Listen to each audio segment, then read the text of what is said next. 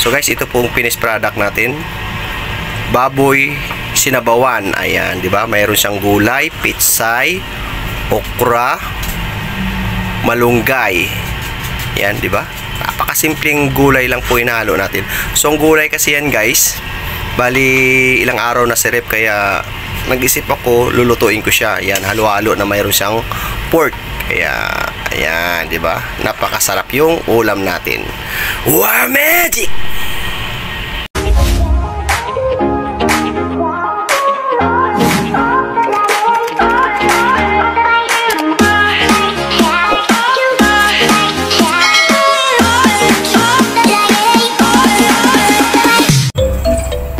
So guys, welcome back sa Nonoy Vlogger TV channel. So guys, mayroon naman tayong lulutuin po. Simpleng luto lang po guys yung lulutuin natin. Sinabawang baboy o dilagang baboy. So ito po guys yung karagdagang sangkap na ating gagamitin. Simpleng luto lang to guys. So samahan niyo ako para makita niyo po kung anong karagdagan. Tara, let's go! So guys, ito po yung mga sangkap na ating lulutuin po. Ayan, di ba?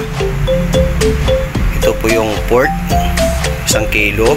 Tapos mayroon tayong gulay, okra, sili green, pitsay, malunggay. Dahil sayang naman natin itatapon to, kaya ihahalo lang natin sa sinabawang pork. 1 pirasong magic sarap, bawang, buo, biniyak ko lang siya. Tapos 1 pirasong sibuyas, luya. Tapos gamit tayo ng buo paminta, iodized salt. So guys, yan po yung mga sangkap na ating gagamitin. So samahan nyo ako guys para simulan natin yung ating pagluluto. Tara, let's go! Bali, nagpakulo na po ako ng tubig guys. Inuna ko siya para susunod na natin yung pork.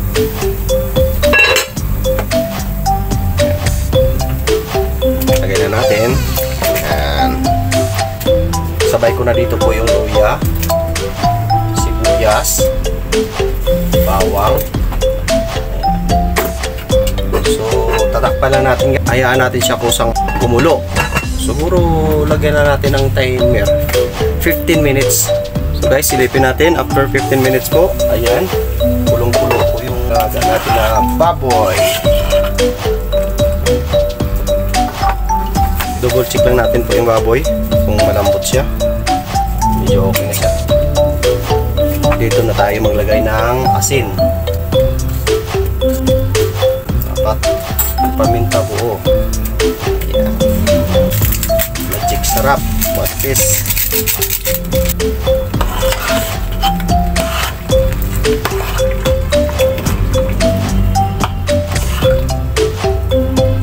Takpan natin po mga 20 minutes. Double check natin after 20 minutes po. Yan, kung malambot na po yung karne. Ayan, nabawasan ng tubig. Double check natin yung karne guys. Yan, malambot-lambot. So, tikman natin nga yung lasa. Sarap. So, dagdagan lang natin muna ng tubig. Kunti lang po yung sabaw niya. Bali, naka-ready na naman tong tubig natin. Bali, mainit na siya. 1 litro.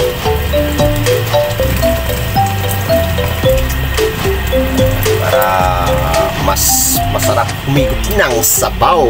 Mahirap kasi guys pag nabitin sa sabaw. Ayan, ito. Dagdagan tayo ng asin. 1, 2, 3. 3 kutsara.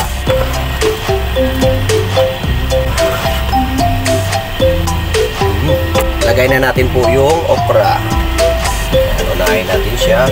Ayan, masarap dahil may okra.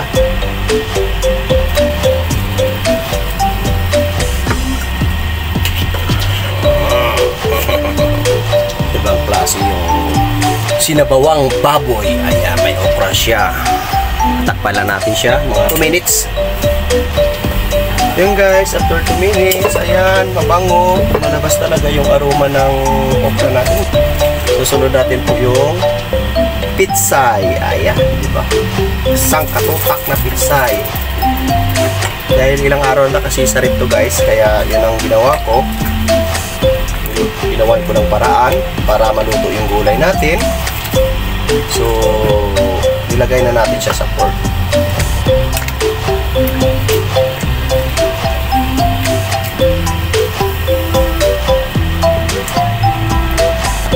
1 minute lang po para hapok lang po yung gulay natin.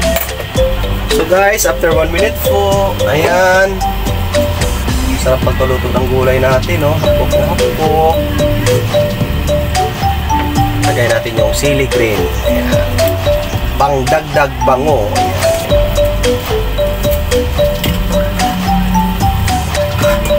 Sarap ng okra natin guys, oh.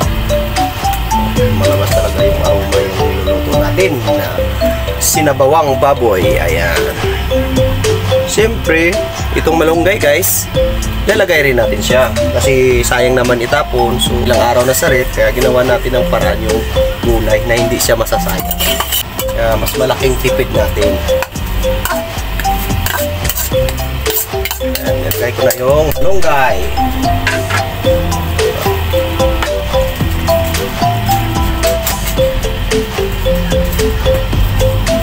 Patayin na natin po yung apoy. Ayan. Tapos takpan na natin siya para maluto po yung malunggay saka yung sili green dahil yung init. After 1 minute, so pagtakip natin, ayan, napakasarap yung sinabawang pork natin. Tikman natin yung lasa po. Sarap po ulam natin. Soda na po yung niluto natin na baboy sinabawan. Ayan. Kung hindi pa kayo nakapag-subscribe sa channel ko, subscribe nyo na po, like, share, tsaka don't forget my bell notification para lagi tayong updated sa mga latest version. So thank you guys for watching and God bless you all. Bye bye. Wow, magic!